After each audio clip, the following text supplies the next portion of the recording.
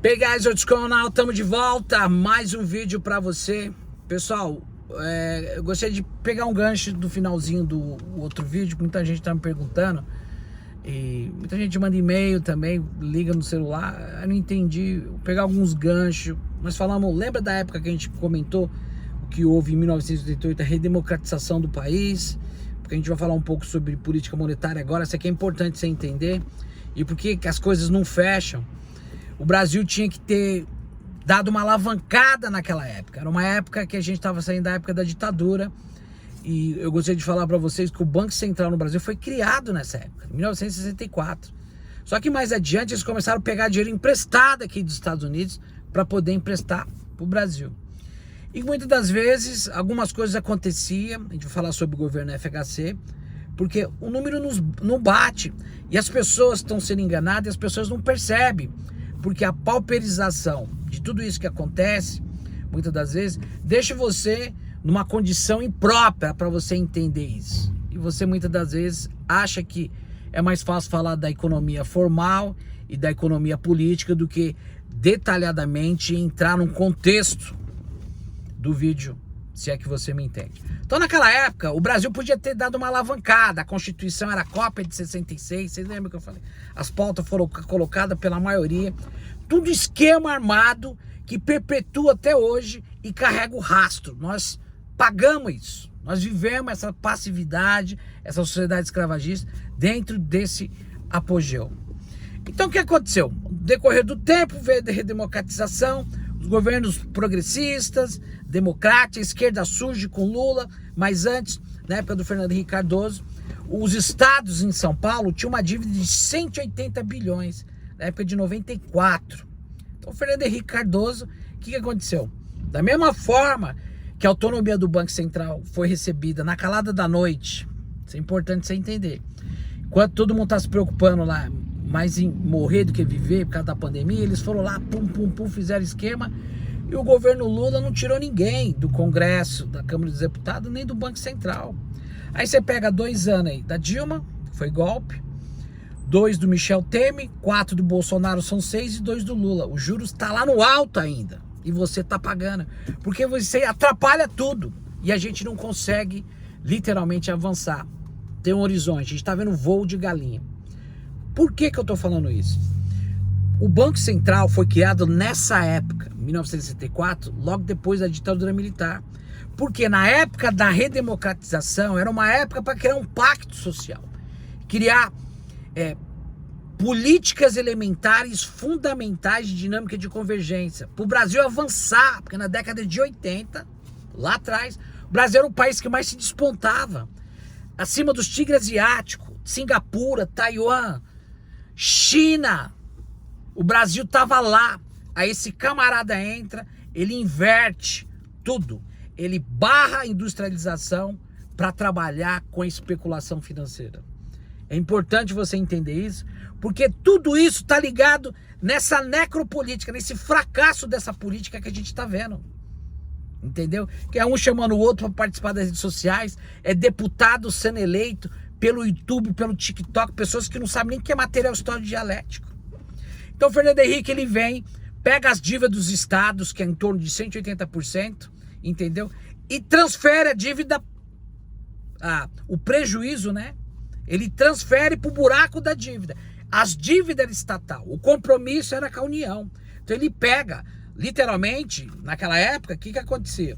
Teria que acontecer, ele tinha que fazer o acerto para que o Estado pagasse os credores. O governo quer dinheiro emprestado, tem que pedir, depois tem que arcar com as responsabilidades.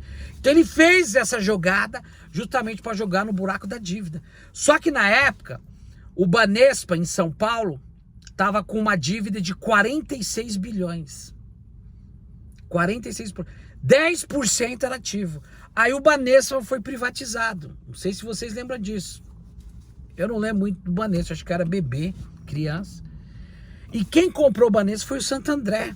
Só que o Santo André falou assim, o negócio é o seguinte, a gente só quer a picanha assada, a gente não quer comprar carne, cortar, fazer o carvão, tocar fogo, a gente quer picado. Então os 36 bilhões, presta atenção nisso, foi colocado literalmente no buraco da dívida. Porque o Brasil é o único país que não consegue manter aleatoriamente. Tem 76 países ao redor do mundo que controlam o limite dos juros. Por que eu estou falando tudo isso? Por que eu estou pegando um gancho? Porque cada dia que passa, eu vou jogar coisas aqui para que você possa parar para perceber que muitas das vezes a gente está preso na política formal, aliás, na economia formal, na economia política. Você entra no posto de gasolina ou no mercado e fala, o arroz subiu. Não falaram que ia ter picanha, que isso? E você não consegue entender o contexto de que está por trás das coisas que vai acontecer. Então o Estado, hoje o Estado no Brasil, desde a redemocratização, vamos já isso como base, como mentoria, ele que define quem vive e quem morre.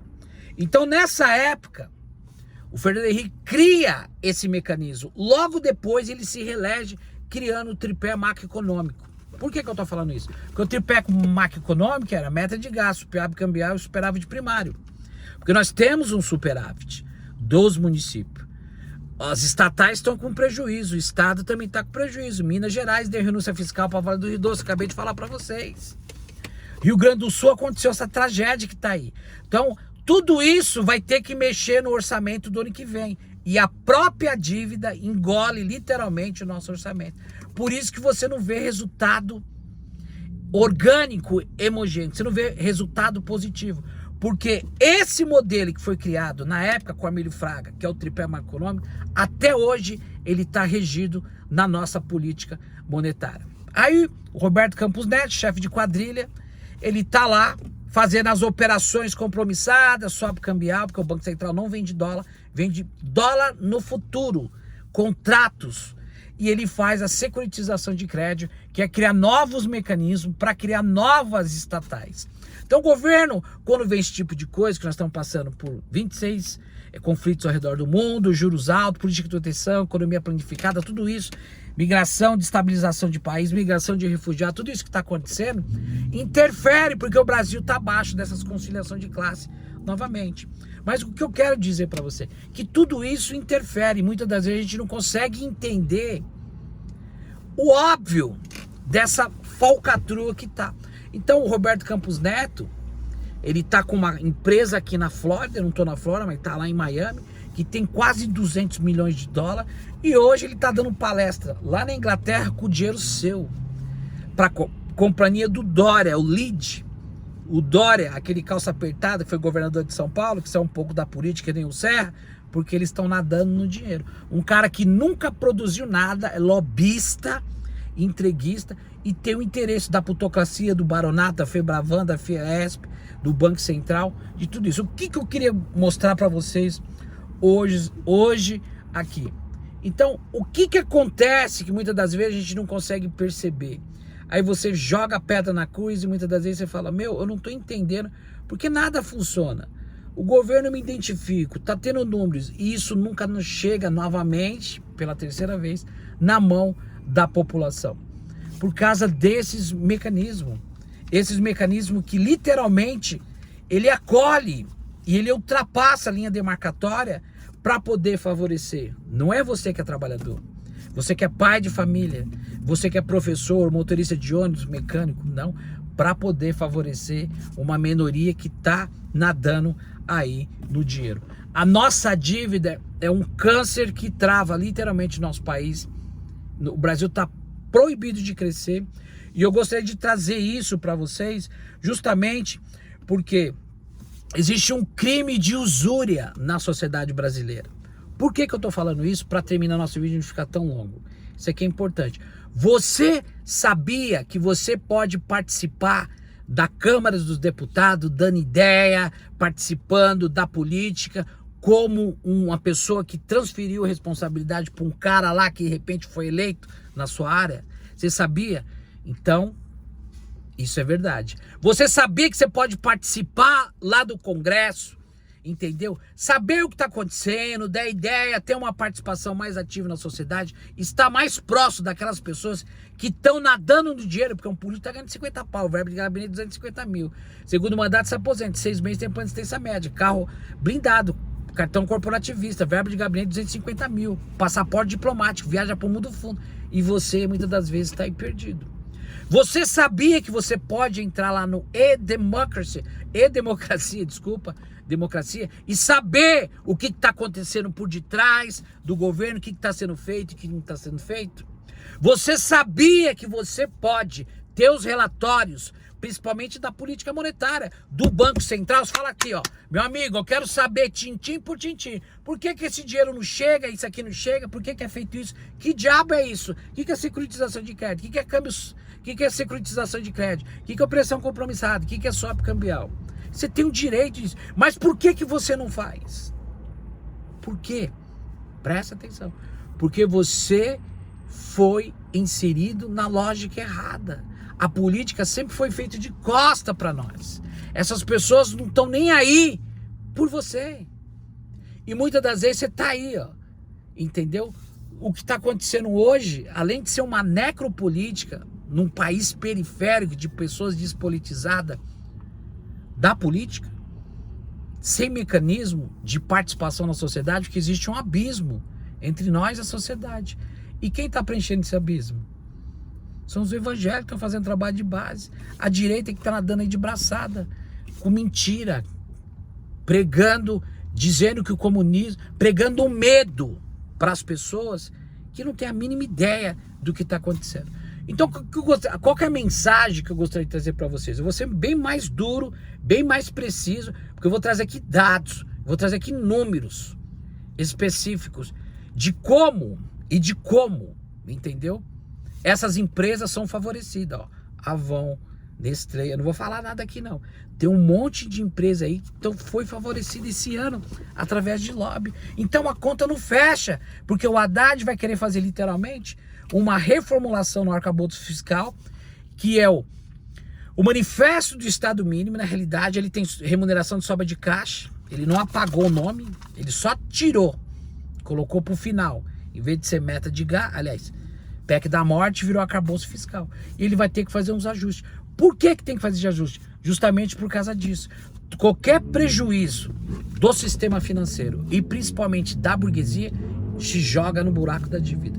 Para você especular no mercado, você não sempre ganha. Eles têm informação privilegiada. Mas muitas das vezes o prejuízo, entendeu? Tem uma rede. Você tem uma rede que te protege para quem é especulador. Mas muitas das vezes, quando não dá, se joga o prejuízo para o povo pagar no buraco da dívida. E é isso que eu gostaria de falar para vocês. Então, presta atenção naquilo que te engana, que muitas das vezes você não está nem aí. Você não está preocupado, literalmente, entendeu? Em amar seu país. Você não está preocupado em participar da sociedade, porque a pessoa que ama a pátria, ela vai literalmente participar dos acontecimentos, enfim, participar da melhor forma possível para poder entender o que está acontecendo. Então, fique ligado. O Banco Central foi criado em 1964, na época da ditadura, entendeu? Pegava dinheiro emprestado. A falcatrua que foi feita, o Banestado foi comprado pelo Santander, que o ano passado os quatro ganharam o equivalente a 83 PIBs de 83 países. Como é que os bancos estão ganhando dinheiro e o povo continua na mesma situação? Porque esse tipo de mecanismo só favorece quem? PIB favorece o rico, banco favorece o rico, o desemprego favorece quem? Então todos esses números, a gordurinha que está lá fora de reserva cambial, tudo isso só está favorecendo uma minoria, porque o modelo foi criado justamente para favorecer essas pessoas. E você precisa entender. Senão você não vai sair do lugar e só vai piorar. Eu venho falando isso há anos. Há anos. Enquanto você está aqui, o cara está dando palestra lá. Imagina quanto que esse cara não roubou da sociedade. É uma insúria que a sociedade sofre. Nego na fila do osso. E as pessoas não entendem. Porque as pessoas não têm a mínima ideia do significado das coisas que acontecem por detrás. Por isso que agora a burguesia, Faria Lima, Fiesp, Febraban, o sistema financeiro tem como aliado compliance, o lawfare e principalmente o STF. A gente precisa. Qualquer um que ganhe em São Paulo, Rio de Janeiro ou mudar o presidente daqui a uns anos, Nada vai mudar. Eu canso de falar isso. Por quê? Porque o que tem que ser destruído não são as pessoas. É o modelo que está aí, que arranca a sua alma e você não percebeu. Um grande abraço e a gente volta. Fica ligado, vai ter bastante vídeo aí. Até mais.